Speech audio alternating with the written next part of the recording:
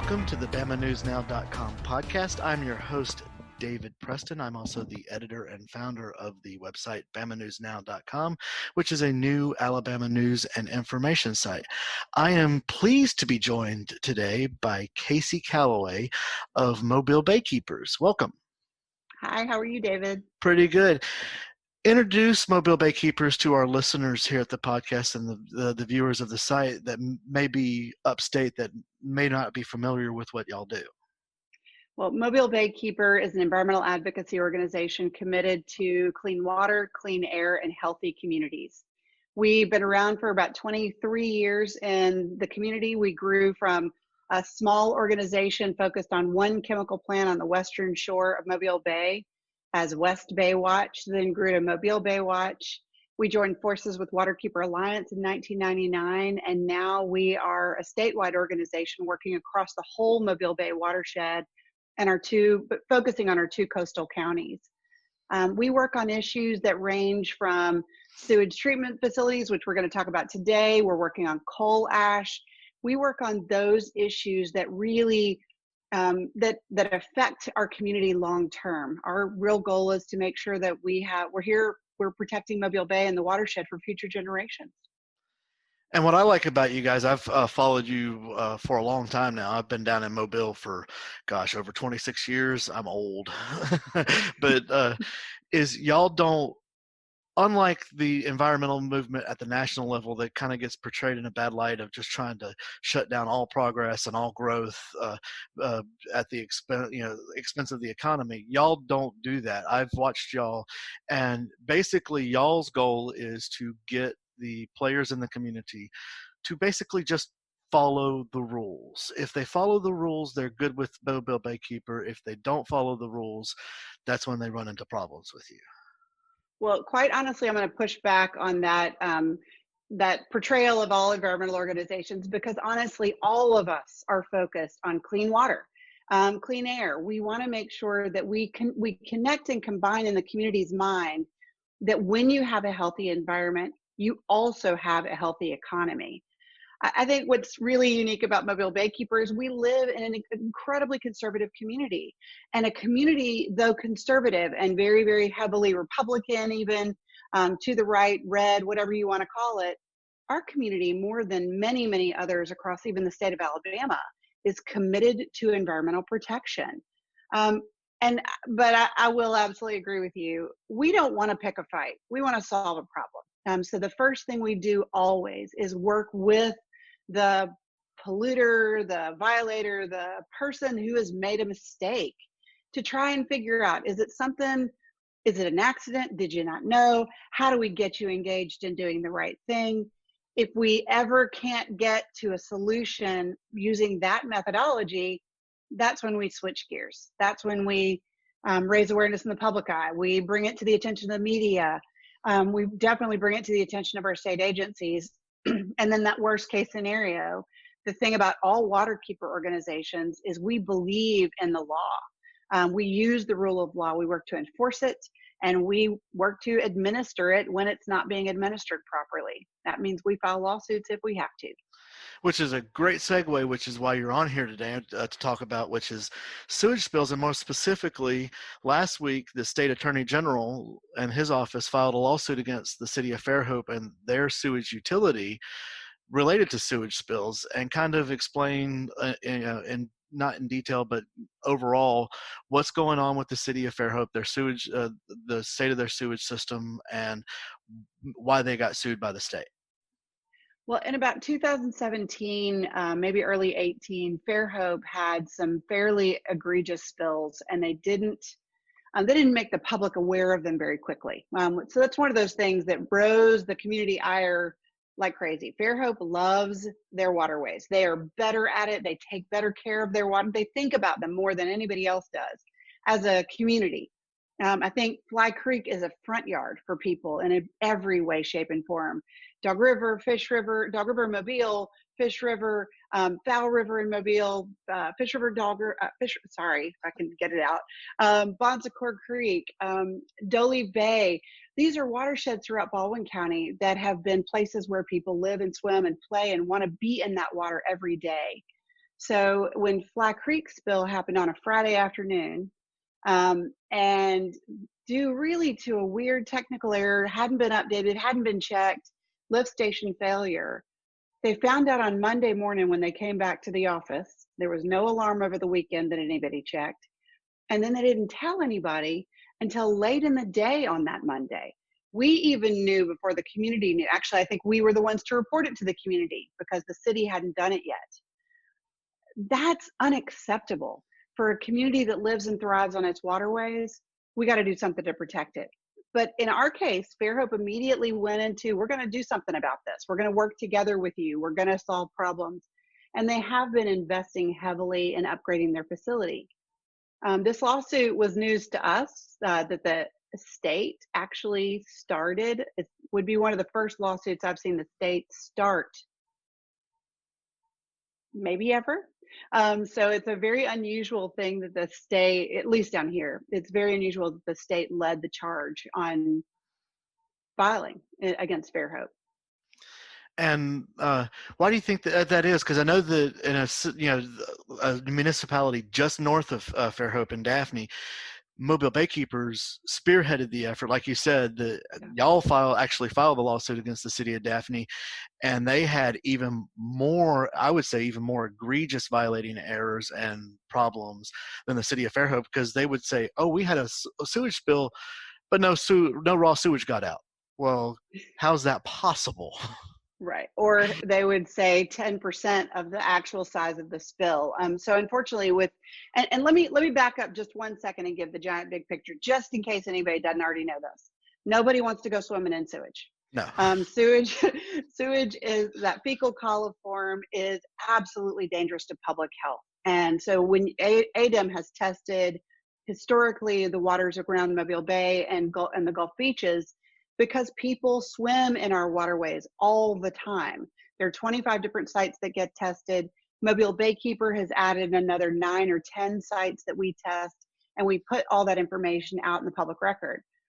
Well, several years ago, Mobile Baykeeper also created something called the Sewage Spill Explorer to figure out where spills are, how they're happening, what's getting reported. So we comb through ADEM's data of what's out there and being reported, and we load it onto our website, mobilebaykeeper.org/sewer, I think, but you can easily search it. That mapping tool is really cool because you can put your own address in there and see what is spilled around you, what are the nearest areas.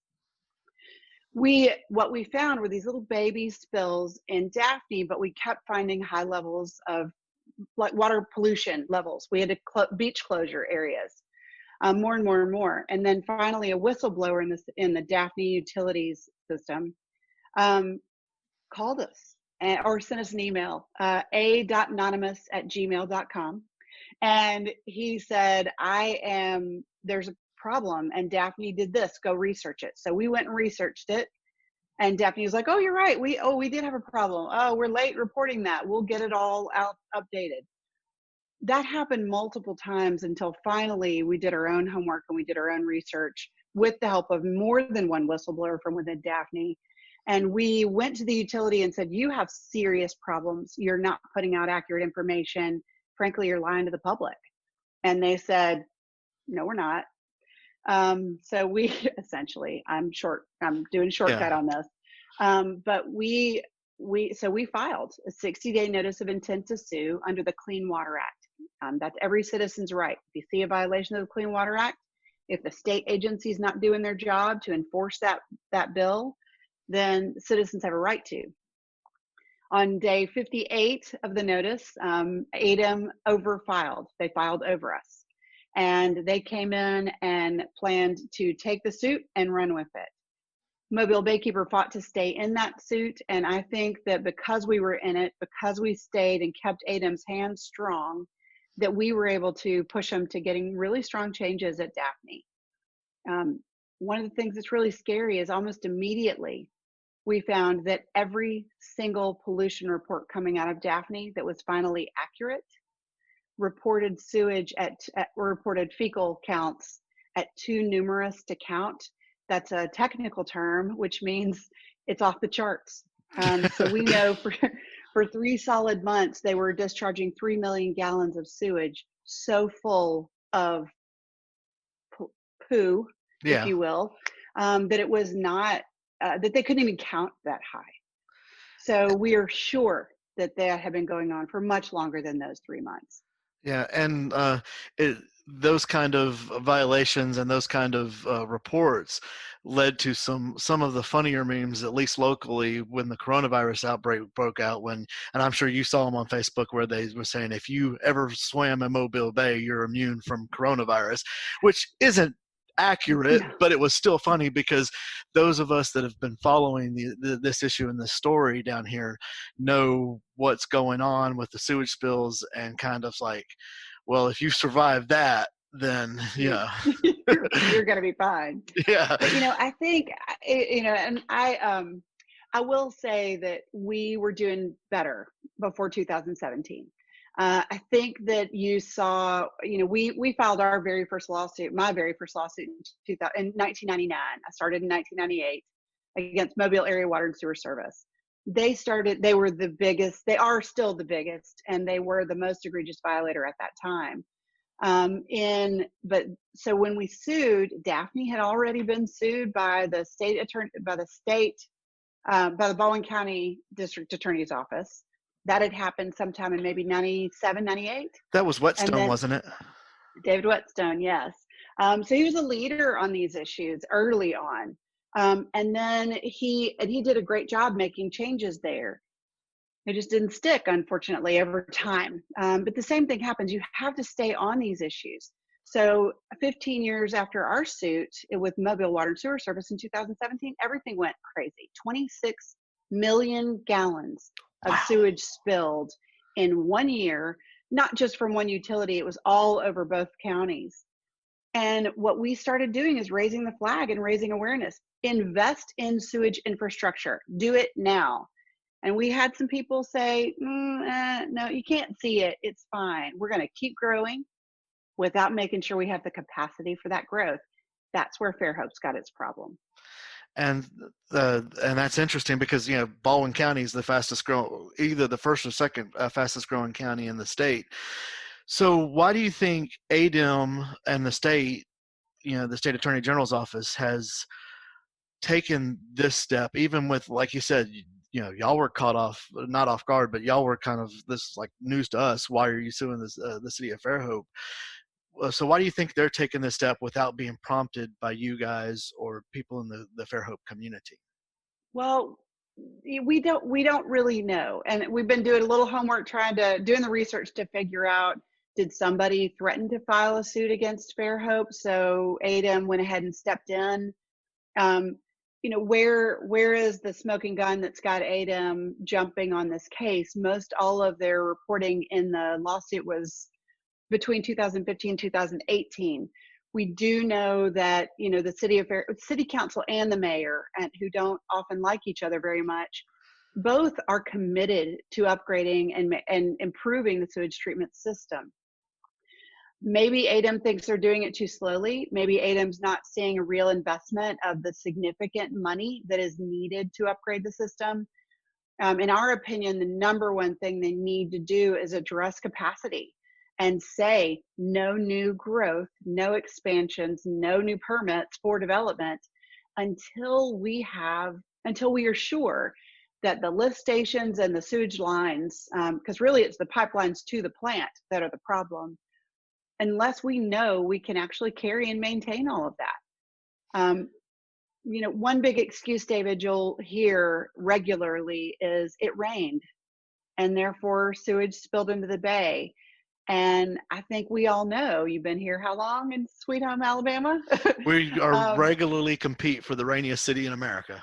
it rains. You Yeah. have a responsibility and an obligation to keep that rain out of your sewage treatment system. And if you can't, you got to be ready to process every bit of it. So Hmm. that's what we want to see happening. And, upgrade your lines, replace your lines, line the lines, which all that stuff is very possible nowadays. There's great technology. Just make the investment you need to make to get it done. And Fairhope was working with Mobile Baykeepers before this lawsuit to work towards that resolution, correct? I would say so. We don't, it's not an easy relationship, unfortunately, but it is, but we are on the same side. We absolutely believe that Fairhope we didn't sue them because we felt confident that they were doing the right thing. Now, when you're in a suit, though, the one thing you have to watch out for is making sure that timelines are not extended overly so. There are a consent decree or is the final product of what'll happen. So there need to be reporting requirements, maintenance requirements. There needs to be, reporting for us. What we got in the Daphne suit is Daphne is now required to let us know. They're required to post notices around the spill in the area so that if somebody was going fishing or swimming in that area, they would see a sign that says there was a spill. They also are required to do some capacity assurance. Those are all things that we would fight for to be in that consent decree, and we're going to watch very closely to make sure they make it in for Fairhope as well. Are y'all going to try to become a party to this lawsuit in Fairhope? We're discussing it. Everything is a little harder because, as you can tell, I'm in the remote Mobile Baykeeper office known as the Callaway Dining Room. So it's a little bit harder to jump as quickly as we can, but we definitely feel strongly this is something, we will definitely watch it, and we are discussing whether or not it makes sense to intervene. If people want to find out more about sewage spills and Mobile Baykeepers, where can they go on the internet? Do y'all have, you listed your website earlier, do you have a social media, anything like that people can go to find out more? I think we have everything but Pinterest. So Mobile Baykeepers we might have had a Pinterest account, or it might still be there. I'm not sure. Mobile Bay, we're on Facebook, Instagram. We are on Twitter. We have a Snapchat. We have it all. And we do a lot of communicating with the community via Facebook. Also, you can sign up for our newsletter on mobilebaykeeper.org. And if you don't have it, I encourage everyone to get the Swim Guide app for your cell phone. It's on Android or the Apple smartphones, and it is a great way. You open it up, geolocates to your closest beach to you, and you get to see red, yellow, green. Can I go swimming today without worrying about poo in the waterway? Thank you for joining us, and we'll have to have you back on again soon to talk coal ash ponds. But before I let you go, I know I'm trying to wrap everything up here. One thing that we talked about before the interview was Doug Jones, our senator from Alabama, and Terry Sewell have introduced legislation creating a grant program for more rural, more poorer sewer systems to make money available for them to upgrade their systems. And that's something that's important for Mobile Bay and Mobile Baykeepers because we're kind of the catch basin, so to speak, of everybody's poo the bottom of the funnel. Yeah, we're at the bottom of the funnel before it goes out into the Gulf. Can you explain what's going on there? I know that you probably don't have a lot of details about what they're trying to do, but why that legislation is important, especially for Alabama and Mobile Bay. So we've got, you're absolutely right. Every spill in Birmingham, Montgomery, and everywhere in between ends up in our waterways. What we are really fighting for is making sure that, and this isn't a bill that Mobile Baykeeper had anything to do with. We don't do a lot of legislative work from that end, but we absolutely support it. Bigger utilities in bigger communities or wealthier communities have access to state revolving loan funds via the Safe Drinking Water Act and the Clean Water Act, that via EPA. Those funds are great because a bigger utility can borrow $100 million and pay it back at a low interest rate over time. But a small and rural utility will never have that much money.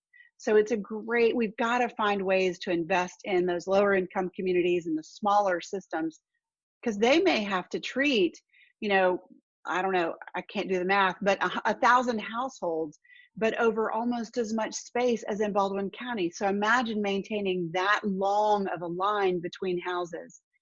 It's a big project and a giant undertaking, and everyone deserves access to clean water. And I assure you, the other big part of it is everyone is paying their water and sewer bills. So if that water and sewer money isn't going directly back into the sewage treatment facility, into maintaining those lines and upgrading those lines, you've got a problem in the first place. That's also happening with some of the wealthier communities, and that they're even wealthier and even larger. Pritchard did it and Fairhope does it. They take the money out of the system and put it into other things. Other communities do it.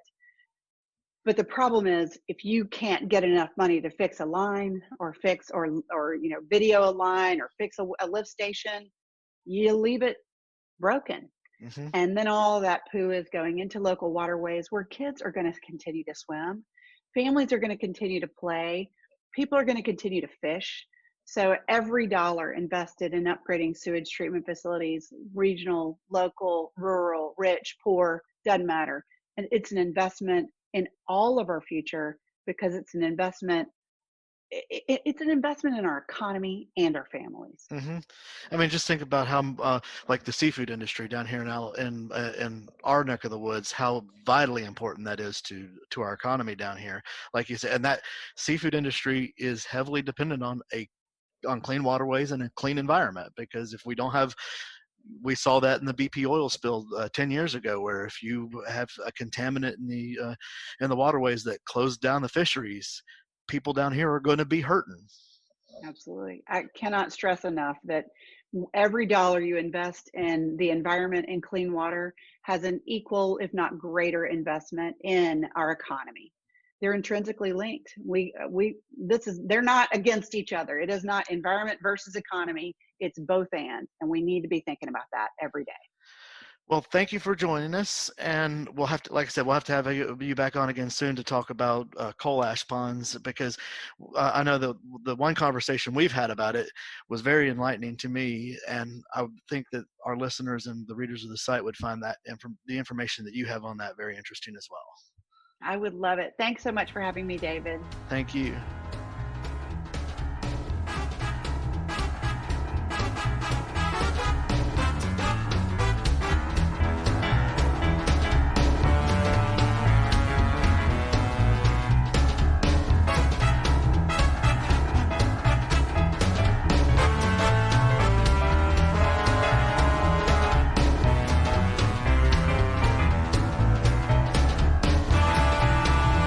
Because this is a new podcast from BamaNewsNow.com, we don't have any sponsors yet, but you can help change that. If you're a small business owner or a community organization that would like to get your message out to a engaged audience of Alabama listeners and readers, reach out to us today at david@bamanewsnow.com. And Bama News Now is all one word, about the different advertising and sponsorship options we have available. We have an engaged readership on the site, and I have no doubt that we will have an engaged listenership on this podcast. Again, reach out to us today at david@bamanewsnow.com for more information.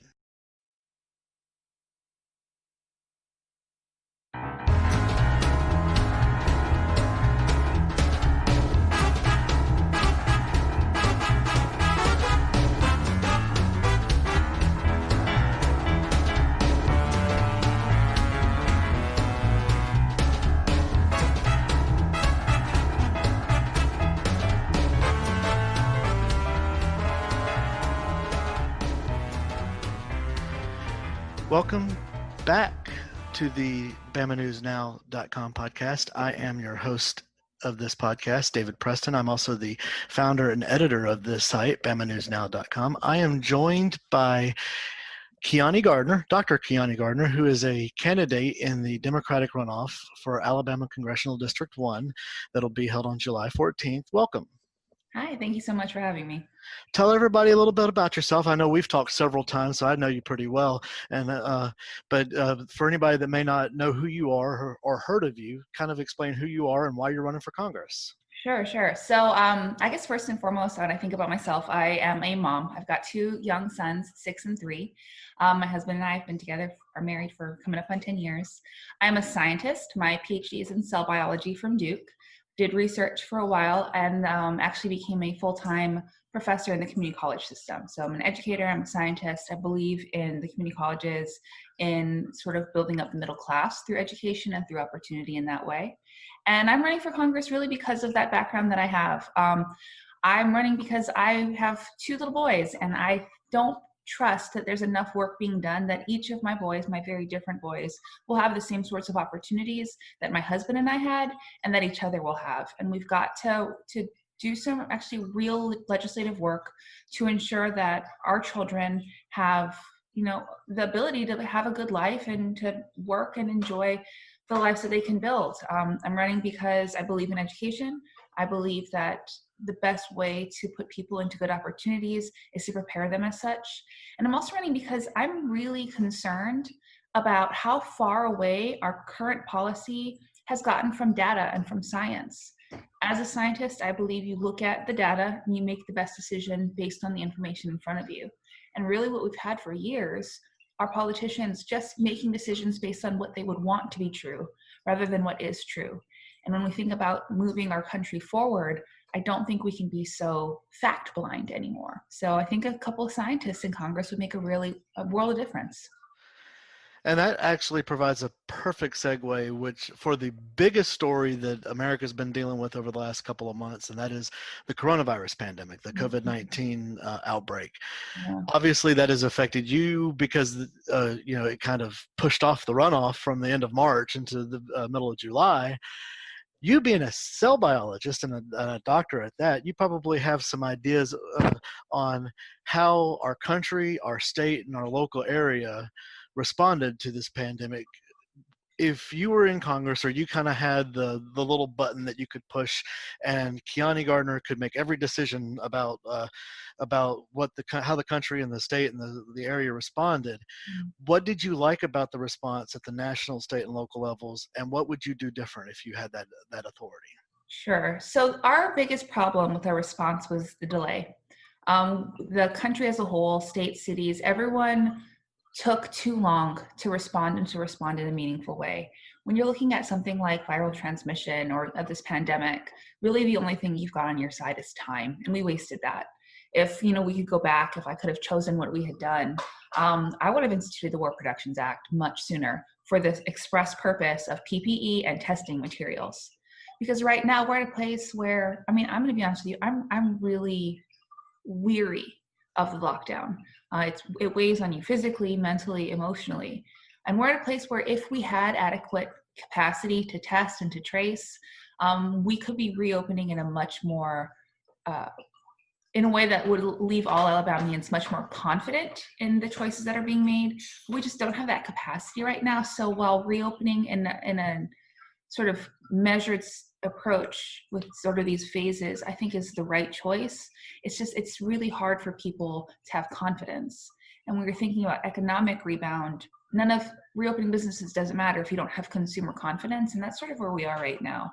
I'd also am concerned just about, aside from the delay, we really have a problem with people trusting the information that's being delivered by agencies, by the experts in the field. We've all learned Dr. Fauci's name by now, but there's still a real problem that's not an easy fix, but it's been sort of the result of years and years of mistrust of the government, that the information that we're getting isn't good. And I don't necessarily know the fix for that. Rebuilding trust is slow, and rebuilding trust in the federal government, I couldn't even begin to think of a fast track for that. But we're sort of reaping I guess I don't want to say fruits because fruit sounds good, but we're experiencing sort of the result of years and years, decades of malfeasance on some of the political levels, of cronyism, of just really hardcore ideology that's left a lot of citizens just very weary and wary of the words that politicians are speaking. So that's a harder fix as far as the virus goes. But what we really wasted was time. Yeah, one of the things I've been saying, and of course it's got the benefit of 2020 hindsight, but kind of using common sense, coronavirus being a virally transmitted through the air, through touch surfaces. Why wasn't the government telling us we need to be wearing face masks as soon as we found out about this virus coming to America? Because if it's transmitted through the air, it needs one of the best ways to keep from getting a virus that's transmitted through the air is a face mask. I mean, I understand that they wanted to make sure that there was plenty of PPE available for healthcare workers, especially in like the New York and the Seattle area. But just like you said, we have that the National Defense Production Authorization Act that we could have immediately, and I don't even think it would have taken that in the beginning if our leadership at the national, state, and local level said, we are going to need face masks. I think the American people are compassionate and generous and hardworking enough that they would have immediately started putting their mind to how do we create more face masks to make sure we have enough for everybody. Yeah. A lot of people did though. I was really, really sort of buoyed by, as people have learned about sort of droplet transmission and how effective even a cloth face mask could be for that. A lot of people, a lot of my friends, particularly like really dedicated volunteers in the Democratic circles, they went to work, they pulled out their sewing machines, and they've given out hundreds and hundreds of face masks in my county. As my campaign, actually, we've given out hundreds as well. Partnered up with my dad, who's an upholsterer, had to furlough some of his workers, and were able to put one of his seamstresses to work for the campaign, making face masks that we could give out.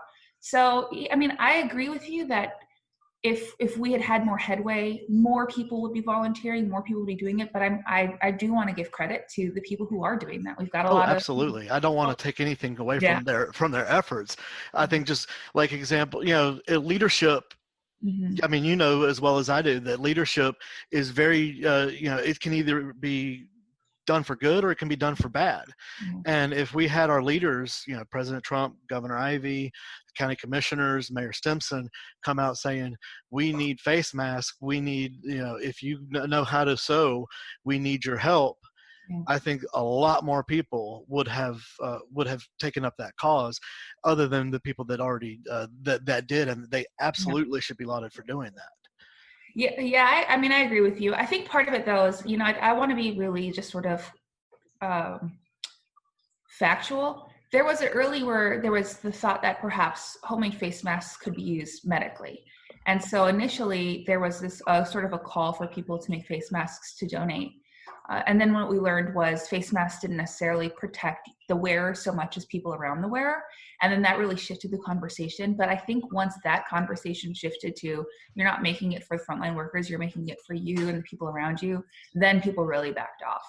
Because one of the things we see when you're looking at the coronavirus rhetoric is the idea that preparation and precautions for the virus somehow infringe upon freedom. And that's, I think, where we really kind of got stuck in that conversation.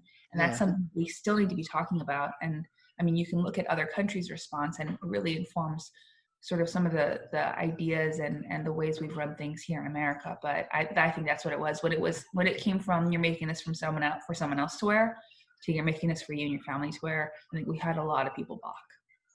That is true. And let's kind of shift gears a little bit here and talk about why I wanted to have you on this podcast. And that is, you were quite productive in your coronavirus quarantine, and the fact that you actually literally gave of yourself during this quarantine by donating a kidney to somebody. Now, did you know this person before you had donated this kidney, or was this a complete stranger to you? I did not. I was classified as an altruistic donor, which is someone who's willing to give regardless of the recipient.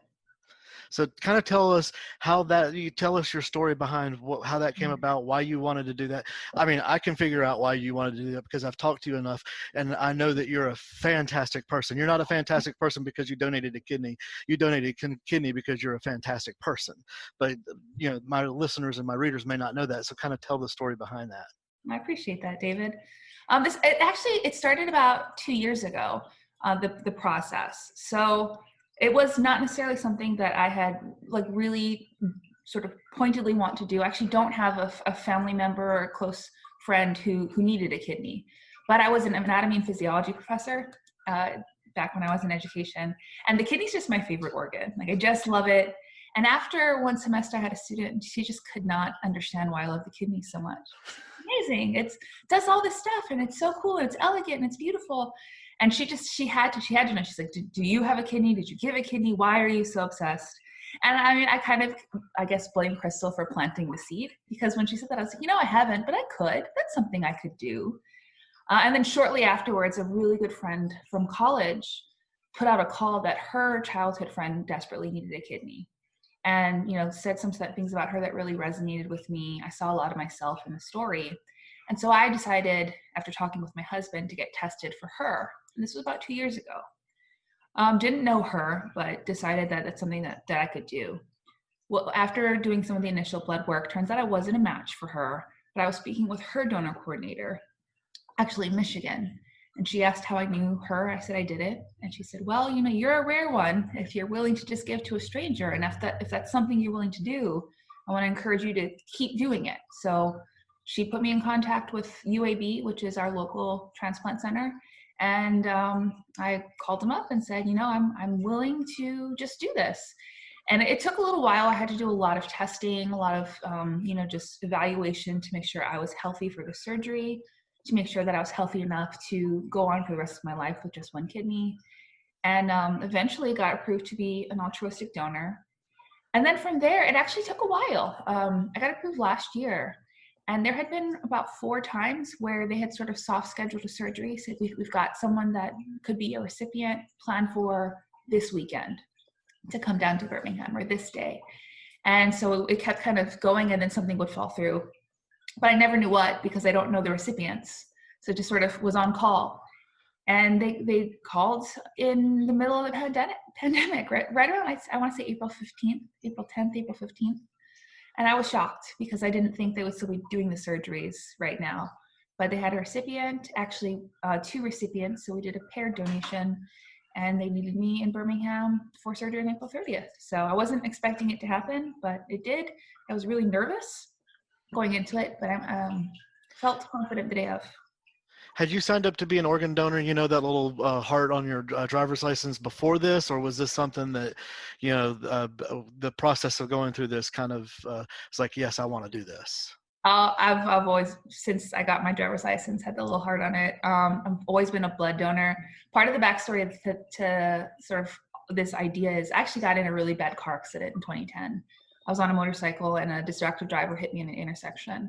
And at this point, I've had, my husband and I tried to remember, we're not even sure, 20 something surgeries related to that accident. Wow. So blood donor saved my life. I gave before, and I'm not going to stop. I've gone through a lot of surgeries. I've got a lot of scars. So I think, when you think about kidney donation, they're like, oh, it's a major surgery, you're going to have a scar. But yeah, I'm okay with that. We're way past that at this point. So you can just add to your collection of scars. Pretty much. Yeah. I collect degrees, names, and scars at this point. But yeah, I've always been, though actually, honestly, the one who's been, I think, most changed by it is my husband. So he wasn't a blood donor until I got hit while we were dating, and he started to give blood.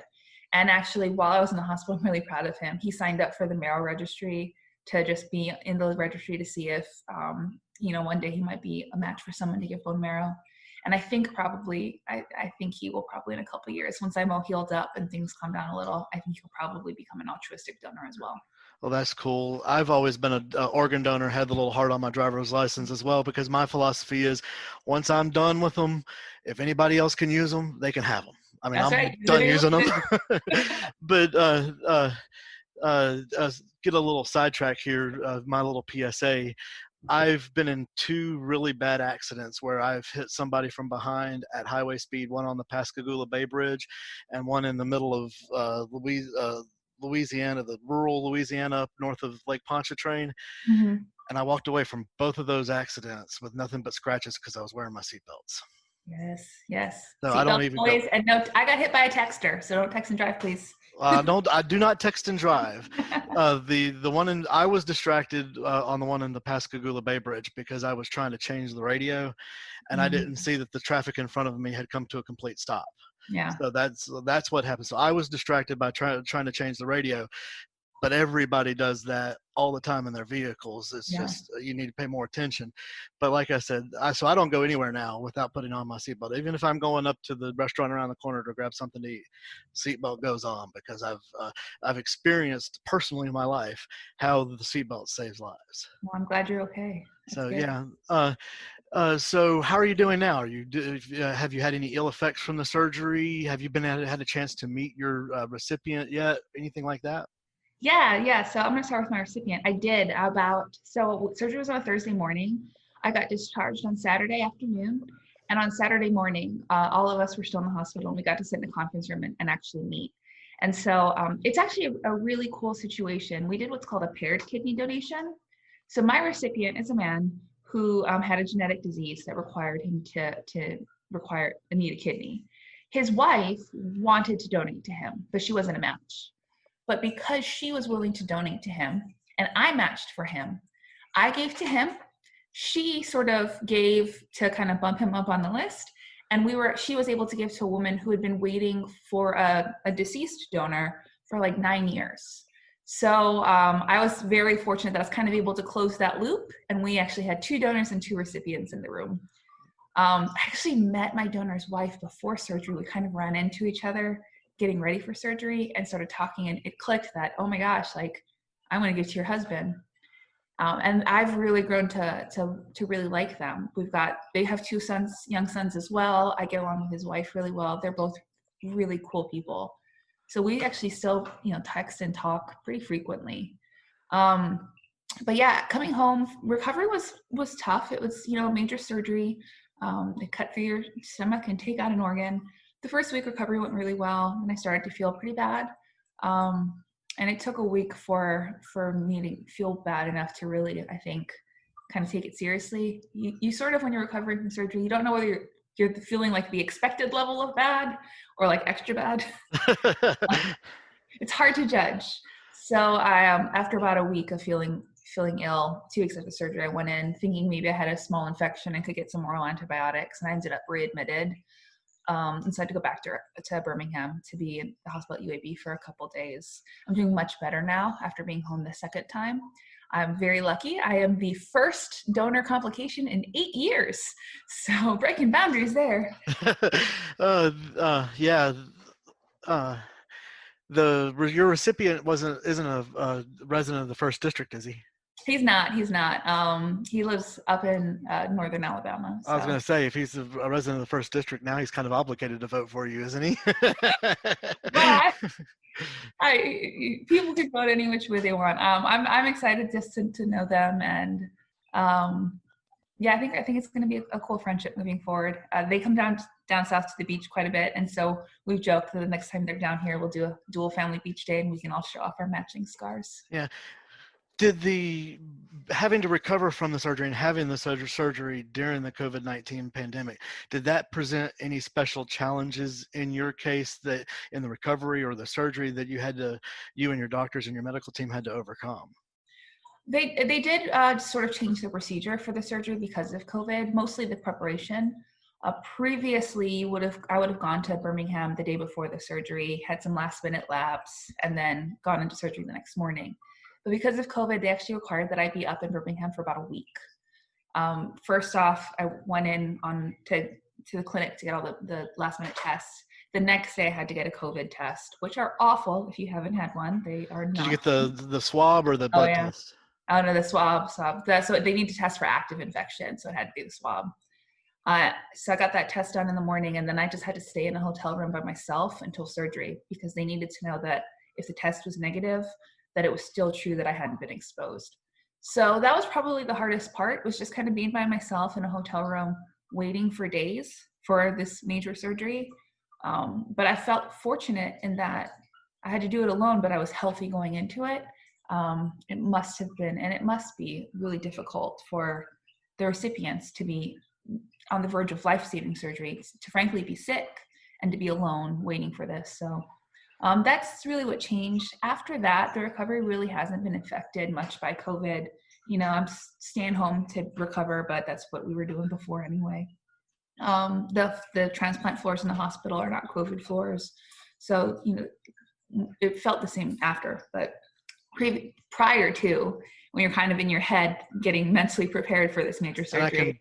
I can almost imagine that having to be almost isolated for almost a week beforehand, going into a major surgery like that for you and your recipient, probably just added to the anxiety levels for both of you. Oh yeah. I tore waiter up just ordering food into that hotel room because there was nothing else to do, and I was getting stressed out. So I boosted the Birmingham economy in that sense. Yeah, Casey Calloway from Mobile Baykeepers is going to be on this podcast as well later. And I had her on to talk about the state attorney general's office deciding to file a lawsuit against the city of Fairhope over their sewage spills and the reporting. Are you familiar with that story? And if so, as a biologist and a scientist, what are your thoughts on that? Yeah, I actually am familiar with the story. As just a citizen, I've been concerned living, here on the Eastern Shore about the water quality. Environmental issues down here in the South are a major problem, and also our environment's a major economic driver. So as a candidate, been paying attention. As a citizen, I'm really worried about the way that we're sort of practicing our stewardship of the environment. I guess really my thought on the issue is it's mind-boggling to me that it takes a lawsuit for us to sort of take this very important resource seriously. The Mobile Bay, it's not just, like a landmark, it's a major driver of our economy with the ports, with their fisheries business, here in Baldwin with our beaches. I mean, for the fact that we're a growing district, has everything to do with our place on the bay. And so I can't fathom leadership that is willing not to see all of the important aspects of our water quality here and just ignore issues or even make them worse. So, I mean, really my thoughts on this are, what are our leaders doing?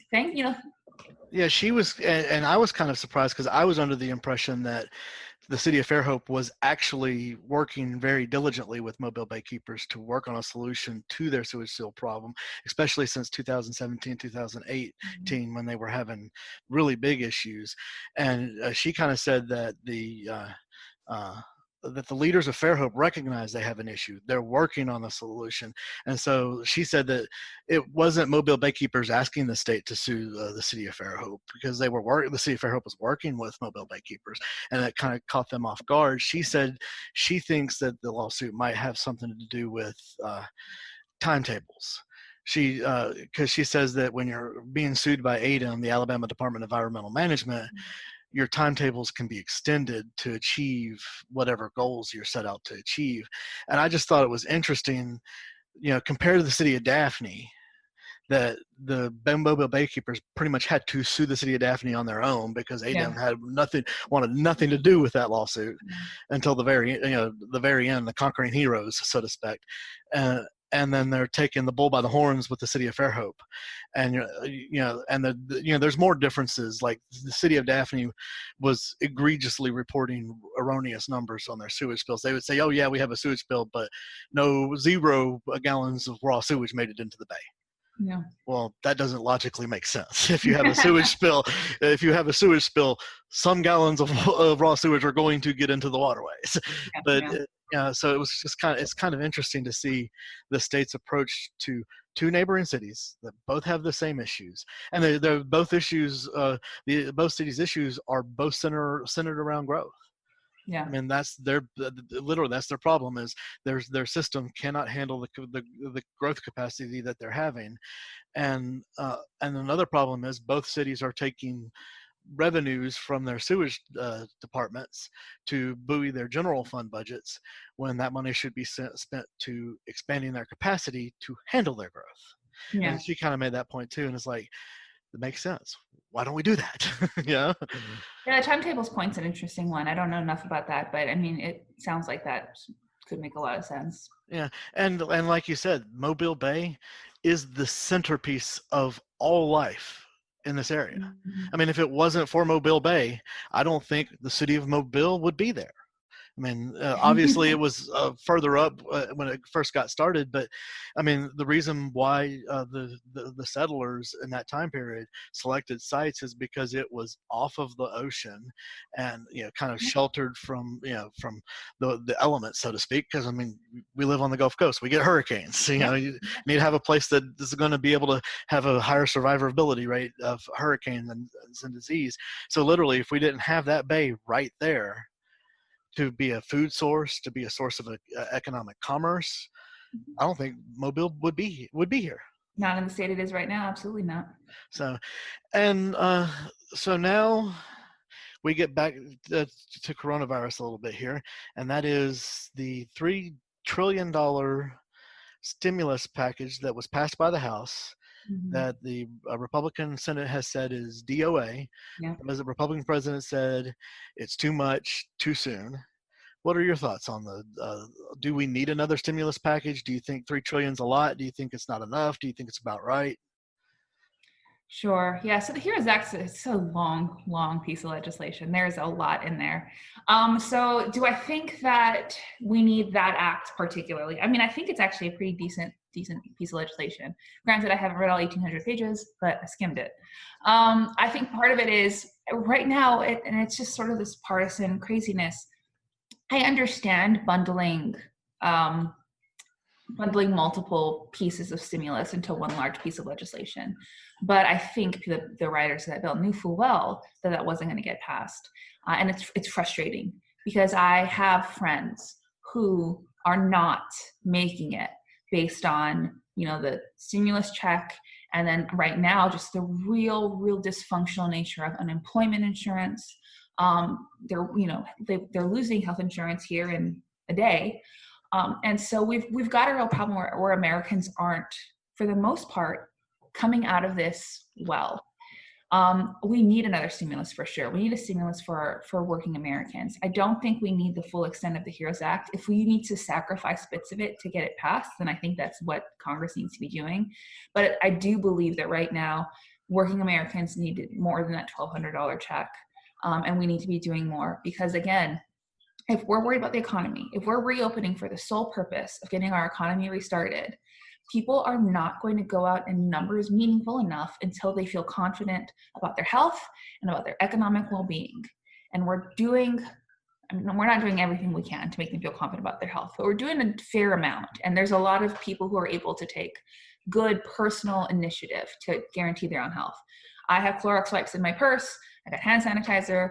Our whole family, we wear masks. We're doing the best we can to protect our health. And that's within, I think, individual abilities. But there's only so much you can do to ensure your family's economic viability on your own. And so if we're going to say, hey, you wear a mask or you don't, we're not going to enforce it because of freedom, then we at least need to be providing families with some sort of financial assistance to get them feel like semi-confident consumers again. If we don't do that, we're going to reopen. We're going to see in Mobile, it's not even going to be a second wave. It's still the first wave here, folks. It never went down.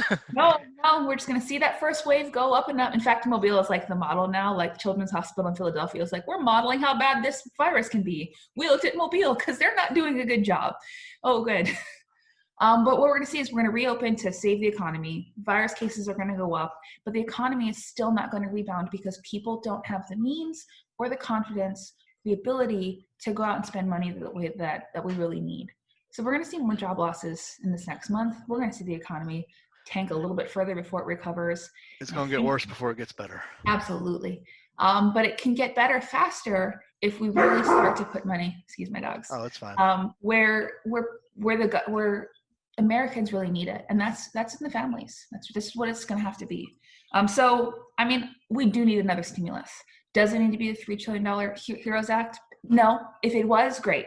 If not, then someone needs to get back, start, cutting out pieces of that HEROES Act, pare it down into something that helps families, helps working Americans, and then push that through. One final question before we wrap up here. And the man who you hope to be your predecessor, Bradley Byrne, is very concerned about the proxy voting proposal that has been implemented in the House of Representatives. How do you feel about the proxy voting proposal, and do you think proxy voting is something that should be employed in times like this when you have basically a global pandemic that you can't really have bunches of people in one room at one time? Yeah, proxy voting, that's a strange one. Honestly, I'm not a big fan of it either. I understand the need for it as far as, making sure that representatives can vote. But I also think about representing my district, and this is just me personally, and the fact that the House of Representatives is a 2-year term. If I would need to know someone really well to trust them with making the vote that I want that represents my district and not voting sort of party line. Because again, my intention is to represent the district. I am a Democrat, but I'm, live in South Alabama. You're a South Alabamian first before. And so I'd have to know someone really well and really, really trust them. But if we're really thinking about the House the way it should be, it's a revolving door of representatives. So, I mean, if everything worked perfectly scenario, I would not favor proxy voting. That being said, everything's not working perfectly. We've had people camping out in the House for decades. I'm sure some of them are great friends, and I'm sure some of them would vote party line just because that's what they're supposed to do. So I don't necessarily know what the best option is. I think that any representative in the House right now that's throwing up a fit about proxy voting is not concerned about it for the reasons they should be concerned about it. I don't necessarily think Representative Byrne is worried that one of his colleagues wouldn't cast his vote the way he wants. I think he's more worried that the majority would cast their votes the way he doesn't want. But I'm not a big fan of I don't want to say abdicating, but handing over the vote on behalf of my district to anyone else. That's not your job. Where can people go to find out more information about you, your campaign, schedule of events? Because we're going to start getting back into the campaigning routine here shortly. Where can they go to find out more about you? Do you have social media? Do you have a website? That kind of stuff? I have all the things. So it's all up with my name. So my website is KianiGardner.com. That's KianiGardner.com. We're also on Twitter and Instagram at Kiani Gardner. It's one of the benefits of a slightly unusual name is I was late to the game, but I still got it. Yeah. And then on Facebook, we're actually at Vote Kiani because Kiani Gardner was taken by my personal account. So you can find us at Vote Kiani as well. All of the different social media outlets we utilize a little bit differently. Policy positions, issues are particularly on the website. Sort of campaign events we push mostly through Facebook. Sort of policy and sort of rants and raves are on Twitter. And then Insta's a little bit more fun. A lot of photos of my kids on the campaign trail. But there's something there, good reason to follow all of our different media opportunities. And yes, hopefully we will get back to something that looks more like campaigning soon. I'm not exactly sure when that's going to be. We're very cognizant of the fact that the majority of primary voters are in that high risk category. And I feel it's very important that I'm respectful of other people's healths before my own. My family, we're young, we're generally healthy. We're not super, super concerned about our personal health. But I would never forgive myself if in asking for a vote, I made someone sick. So we're going to be very measured and careful. Yeah, and to that end, I know that Secretary of State John Merrill and his office has really been pushing absentee ballots. So if you want to vote in the Democratic runoff on July 14th, but you don't want to get out because you're concerned for your own safety or the safety of poll workers who tend to skew towards the elder ages, all you have to do is say, I want to vote absentee for health reasons, write in COVID-19 on your application, vote and send it in, and they'll accept it. And I know that in Mobile County, the county commission and the probate judge has really encouraged people to absentee ballot for the absentee vote in the runoff for that very reason, so that we're reducing the numbers at the polls, so we're reducing the risk of transmission.